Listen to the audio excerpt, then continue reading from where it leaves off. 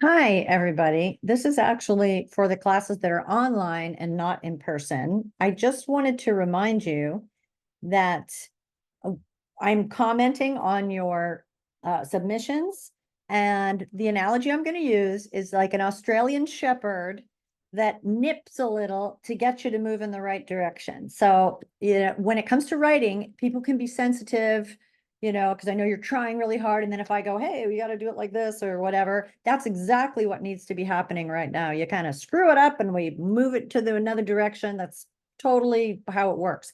So, the thing you're going to need to do though is to access my comments. So I have the screen share on here. You need to go to grades, and this is the actual in-person class. And I'm just going to show you what you need to do. This is how it looks to me. It'll look similar to you, is to go to the assignment. Whoa. And look up, like I'm not exactly sure this, look up what the comments were. So you should be able to see the comments. And look, he got back to me.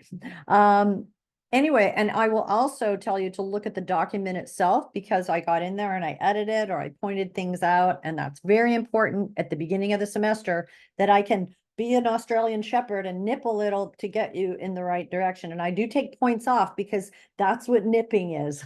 If it doesn't hurt a little, you won't remember. And you could resubmit it if you want the extra 1 point, but those 10-point assignments don't tend to, add up too much if you lose a point or two. But moving forward, you're always responsible for anything that I've said in those comments or on your document. So make sure that you're looking at them, especially at the beginning. The other thing is, look at this. This is class notes. And this is an important document. I use it in class, the actual class, which you could all come by and say hello, or if you had a question. It's Mondays and Wednesdays, IDC 222 from 3 to 5. So if you want to pop in, towards the end, or that would be fine, or the second hour probably, that'd be great. Anyway, so this is what we cover in class. I take examples from your work. And sometimes it's from your classes too. So you might find yourself immortalized on the class notes. And then we, kind of have a lesson, because like this one is a lesson, it's in close reading. Sometimes you'll find yourself writing something when you're paraphrasing a text that isn't even in the text. Gosh darn it.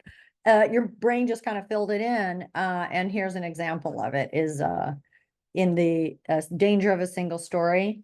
Adichie does not say anything about blonde hair. She does say something about blue eyes, and there we're off to the races. And the point is, we're just reading this one thing, and we want to, before we think about it or do anything with it, we want to know exactly what's there, and represent it accurately. That's really the first step. And then analysis and, mulling it over, that comes a little bit later. But you have to be aware that your brain will do things that you didn't tell it to do. Okay, so that's it for my message to you, is to look at the instructor comments. I don't need to insult anybody. I know that sometimes you try really hard and then you're like, hey, I got something wrong. That's exactly what has to happen at this point, if you want to get in line with academic type writing. So we're doing these little, we're going to learn to quote and how to manage the text, which is a big part of how academic writing, just sort of like the accent or the language of it, if you want to enter the conversation. Then we'll talk about analysis and all that later. And so remember, here we also talk about today in class, specificity. A very common thing is to give examples that are so generalized that they mean nothing. So you can see that here's Connor gave a great example in one of the study questions, which was how does power influence stories that are told? Grayson had a great example of the Revolutionary War in the United States. So it's specific, it's concrete, and it applies to the very exact idea on the table. Okay. So remember, if you're online, it's a little bit harder to keep up, because it's harder to, sit there and read all the instructions and click on the links, but you have to do it, especially for quoting and citation. There's a lot of do's and don'ts, and I listed them for you. The key is, will you march over there and look at them? Do it. Okay. So anyway, look at the instructor comments. fix things that need fixing, and always use the writing center. If you find yourself really, having a struggle, the writing center can help you through a lot of this. All right. That is that. And, whoa, I'm going to end and have a great day.